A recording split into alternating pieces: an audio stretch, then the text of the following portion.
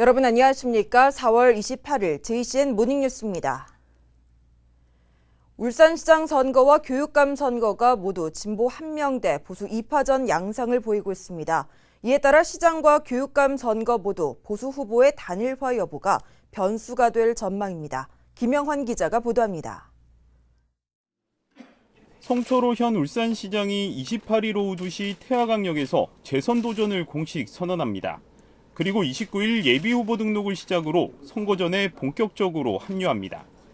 이날부터 송 시장의 직무는 정지되고 행정부 시장이 권한대행을 맡게 됩니다. 울산시장 선거는 민주당 송철호 시장과 국민의힘 김두겸 전 남구청장, 무소속 박맹우 전 시장 간 3파전으로 치러질 전망입니다. 남은 변수는 보수 후보 2명의 단일화 성사 여부입니다. 지난 대선에서 민주당이 40% 이상 득표한 만큼 3자 구도가 이어질 경우 보수의 승리는 장담하기 어려운 상황입니다. 울산시 교육감 선거도 진보 성향의 현 교육감 대 보수 성향 2명의 후보 간 3파전 구도가 형성돼 있습니다. 여기에 김석기 울산시 체육회 회장이 출마를 고심하고 있고 출마할 경우 보수 성향의 후보는 3명으로 늘어납니다. 김주홍 장평규 후보는 보수 단일화의 속도를 낼 것으로 보입니다. 김 후보는 TV토론과 여론조사를 통한 단일화를 제안했고 장 후보도 협상 테이블 구성을 제안하며 단일화에 긍정적인 입장을 보이고 있습니다. 지난 선거에서는 보수 후보가 6명이 난립하면서 진보 성향의 노욱희 교육감이 무난히 당선된 바 있습니다. 이번 선거에서는 진보와 보수 간 양자 대결이 성사될 수 있을지, 다자간 구도가 형성될지에 교육계의 관심이 모아지고 있습니다. 노욱희 교육감은 5월 초에 재선 도전 의사를 공식적으로 밝힐 예정입니다. JCN 뉴스 김용환입니다. 대통령직 인수위원회가 지역 균형 발전 비전을 발표한 가운데 울산도 7개의 공약이 반영됐습니다. 울산의 7개 공약은 미래를 준비하는 산업수도 위상 구축과 항공과 철도, 도로 등 광역 교통망 확충, 의료 환경 개선으로 삶의 질 향상이 공약으로 담겼습니다. 또 반구대 암각화 보존과 깨끗한 식수 확보, 종합대학 울산 유치와 청년 뉴턴 젊은 도시 조성, 도시균형 성장 추계 강화 등 7개 공약이 추진될 전망입니다. 울산 건강연대는 어제 기자회견을 열고 울산시장 선거 후보들에게 보건의료정책을 제안했습니다.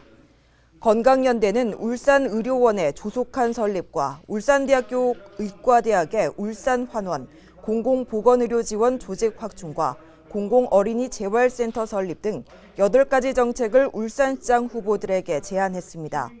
건강연대는 울산시장 후보들이 주요 공약으로 채택하고 실행해 줄 것을 촉구했습니다.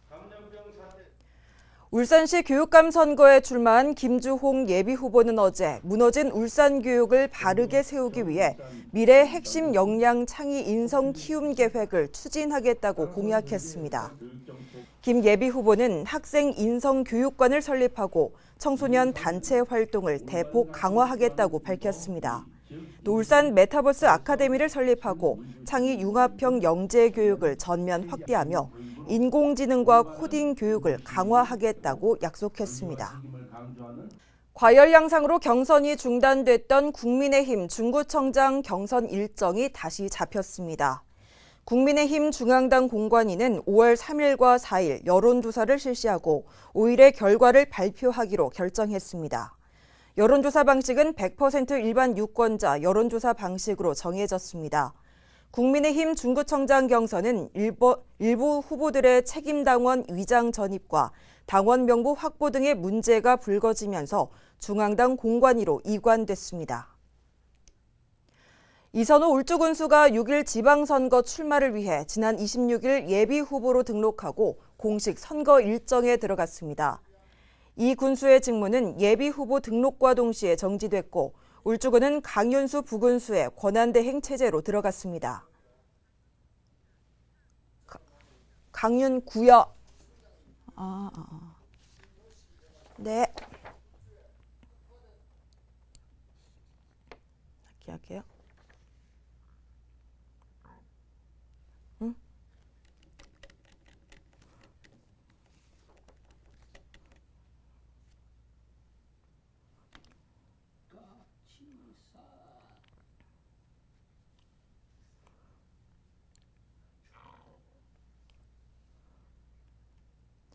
과열 양상으로 경선이 중단됐던 국민의힘 중구청장 경선 일정이 다시 잡혔습니다. 국민의힘 중앙당 공관위는 5월 3일과 4일 여론조사를 실시하고 5일에 결과를 발표하기로 결정했습니다. 여론조사 방식은 100% 일반 유권자 여론조사 방식으로 정해졌습니다. 국민의힘 중구청장 경선은 일부 후보들의 책임당원 위장 전입과 당원 명부 확보 등의 문제가 불거지면서 중앙당 공관위로 이관됐습니다. 이선호 울주군수가 6일 지방선거 출마를 위해 지난 26일 예비후보로 등록하고 공식 선거 일정에 들어갔습니다. 이 군수의 직무는 예비후보 등록과 동시에 정지됐고 울주군은 강윤구 부군수의 권한대행 체제로 들어갔습니다. 이 군수는 중단 없는 울주군의 발전을 위해 재선에 도전한다고 밝혔습니다. 국민의힘 울산시당 공관위가 일부 광역과 기초의원 경선 결과를 발표했습니다. 울주군 2선거구는 홍성우 후보, 울주군 3선거구는 송성우 후보가 최종 후보로 확정됐습니다. 또 동구 2선거구는 홍유준, 동구 3선거구는 강대길 후보가 추가로 확정됐습니다. 동구청장 선거는 국민의당 손사모 후보의 접수로 인해서 추가 논의를 통해 결정하기로 했습니다. 국민의힘 울주군 1선거구 시의원 선거에 출마한 김민재 예비후보는 어제 기자회견을 열고 경선 과정을 납득할 수 없다고 비판했습니다. 김 예비후보는 시당 공관위가 정병만 예비후보와 2명이 경선을 진행하는 것으로 결정했지만 컷오프된 공진혁 예비후보의 재심을 받아들여 3명이 경선을 하는 것으로 변경했다며 공정하고 상식적인 결정인지 의문이 든다고 주장했습니다. 한편 정병만 예비후보는 시당 공관위의 결정에 불복해 경선 참여를 거부하면서 국민의힘 울주군 1선거구의 경선은 공진혁, 김민재 후보 간 2명으로 진행되며 오는 30일 결과가 발표될 예정입니다. 공직선거법이 개정되면서 장애인 또는 청년 후보자들은 기탁금이 인하됩니다. 장애인과 29세 이하인 후보자는 기탁금이 50% 인하되고 30세에서 39세는 30%가 인하됩니다. 또 39세 이하 후보자들은 선거에서 10% 이상 득표한 경우 전액을, 5% 이상 10% 미만일 경우 50%를 돌려받는 등 기탁금 반환 기준도 완화됐습니다. 장애인 후보자가 기탁금 인하를 받으려면 후보자 등록 시에 장애인 증명서를 제출하면 됩니다. 박성민 국회의원이 국민의힘 미래산업일자리 특별위원회 위원으로 선임됐습니다. 미래산업특위는 박성민 의원을 비롯해 전현직 국회의원과 각계 전문가, 청년 CEO 등 모두 22명으로 구성됐습니다. 특위는 전자지도 구축과 100만 디지털 인재 양성, 인공지능 교육 기반 조성 등 미래 일자리 창출과 먹거리 발굴을 위한 방안 마련에 나서게 됩니다. 정부의 거리두기 해제로 대학가도 활기를 띠고 있습니다. 어제 울산대학교가 전면 대면 수업을 재개하면서 울산 지역 모든 대학의 수업이 정상화됐습니다. 심은홍 기자의 보도입니다. 대학 강의실안은 학생들로 가득 찼습니다. 한 학년이 모두 모여 수업을 듣습니다. 학교에서 어떤 행사나 아니면 모임 같은 게 많아져가지고 이제 아무래도 전에 비대면 할 때보다는 친목도목 하는 게 더 쉽지 않나. 동기들과 한자리에 모인 것은 코로나19 이후 3년 만입니다. 비대면으로 수업 들을 때는 집에서 들으면서 수업에 집중도 안 되고 대학생활도 안 해서 친구들도 많이 못 만나는 점이 아쉬웠는데 대면으로 하면서 친구들도 만나고 수업에 더 집중할 수 있어서 좋은 것 같아요. 정부의 거리두기 해제 방침으로 대학 내 곳곳은 3, 3, 5 모인 학생들로 붐빕니다.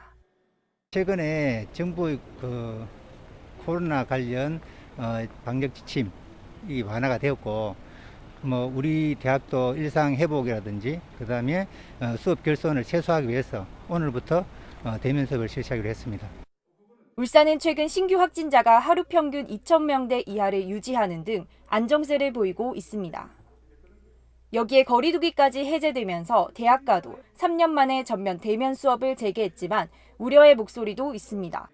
그래서 그 방역 지침을 준수해서 우리가 강의를 하고 있습니다. 그리고 학생들이나 교수님들 같은 경우는 안전수칙이라든지 방역지침에 의거해서 마스크를 쓰고 손소독을 하는 등 이렇게 준수하도록 공지를 했습니다. 울산과학대학교도 대면 수업을 전면 재개했습니다. 울산대학교는 대면 수업과 함께 그동안 중단됐던 체육대회 등 교내 야외 행사들을 점차 재개하면서 일상회복으로 다가가고 있습니다. JCN 뉴스 심은홍입니다. 현대중공업 노조가 어제부터 파업에 들어갔습니다. 노조는 어제 전 조합원 7시간 파업에 이어 오늘부터 다음 달 4일까지 8시간 전면 파업에 나선다고 밝혔습니다. 현대중공업 노사는 앞서 기본급 7만 3천 원 인상과 성과급 지급 등의 잠정합에 합의했지만 조합원 투표에서 부결되면서 재교섭에 난항을 겪고 있습니다. 이에 대해 사측은 노사의 잠정 합의안이 찬반 투표에서 부결되자마자 회사를 비난하며 파업에 돌입하는 건 노사 간의 신의를 저버리는 행위라며 해고자 문제를 포함한 현안 문제 합의를 전면 철회하겠다고 말했습니다. 나일론의 원료인 카프로 락탐을 생산하는 주식회사 카프로가 환경부로부터 산업용 요소수 대체 물질인 탄산 암모늄의 화학물질 물질 등록 승인을 받아 다음 달부터 본격 판매에 들어갑니다. 카프로는 지난해 12월 탄산 암모늄 용액이 요소수 대체 물질로 사용이 가능하다는 사실을 국내 최초로 실험을 통해 밝혀내고 긴급 사용 승인 신청을 한 지 4개월 만에 환경부 국립환경과학원으로부터 지난 22일 최종 허가를 받았다고 밝혔습니다. 카프로는 이에 앞서 국내 요소수 판매업체 7곳과 연간 15만 톤가량의 공급 계약을 체결하고 다음 달 1일부터 본격 양산과 출하에 들어갈 예정이며 국내 발전소와 제철소 등 대기오염 물질 배출 강화에 따라 사용량이 크게 증가할 것으로 내다봤습니다. 옛 언양 시외버스 터미널 부지 매입을 둘러싸고 터미널 운영사 측과 울주군이 신경전을 벌이고 있습니다. 운영사인 가연산업개발은 어제 울주군청 프레스센터에서 기자회견을 열고 울주군이 2년 넘도록 터미널 부지를 매입하지 않고 있으며 매입 예산 200억 원을 편성하고도 175억 원으로 낮춰 제시했다고 지적했습니다. 이에 따라 약속한 금액대로 부지를 매입하고 약속 파기에 따른 피해금 100억 원을 보상해야 한다고 주장했습니다. 이에 대해 울주군은 200억 원은 추정 가격일 뿐이고 감정평가에 따라 매입할 수밖에 없다며 운영사 측이 유리하게 매각 협상을 하기 위해 울주군을 압박하고 있다고 반박했습니다. 인구보건복지협회 울산지회는 어제 홍보자문위원회를 열고 저출생에 대한 인식 개선을 위해 홍보 활동을 적극 펴기로 했습니다. 지역 언론 매체 관계자 등 자문위원들이 참석한 가운데 열린 이날 위원회에서는 저출생 극복의 시급성을 보다 다양한 연령층으로 홍보할 필요성이 있다는 데 의견을 모았습니다. 이에 따라 영상매체와 SNS, 각종 언론 매체를 통해 저출생 인식 개선을 위한 적극적인 홍보 활동을 펴기로 했습니다. 대기 오염물질 수치 조작에 가담한 제조업체 직원들과 측정 대행업체 관계자에게 징역형과 벌금형이 선고됐습니다. 울산지법 한윤옥 부장판사는 환경 분야 시험 검사 등에 관한 법률 위반 등의 혐의로 기소된 측정 대행업체 관계자에게 징역 1년에 집행유예 2년을 선고하고 해당 업체에 수치 조작을 요구한 제조업체 3곳의 직원 4명에게도 징역형의 집행유예와 벌금형을 각각 선고했습니다. 이들은 지난 2016년 5월부터 2018년 12월까지 울산 지역 제조업체 3곳에서 측정된 대기 오염물질이 기준치보다 최대 2배 이상 많은데도 기준치 이하인 것처럼 속이는 등 모두 42번에 걸쳐 조작한 혐의를 받고 있습니다. 울주군이 조성한 완료된 도시 녹화 사업지 관리에 적극 나섭니다.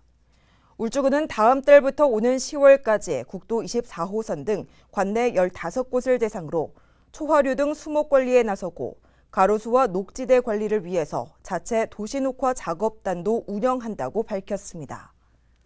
JCN 모닝뉴스를 마칩니다. 함께해 주신 여러분 고맙습니다.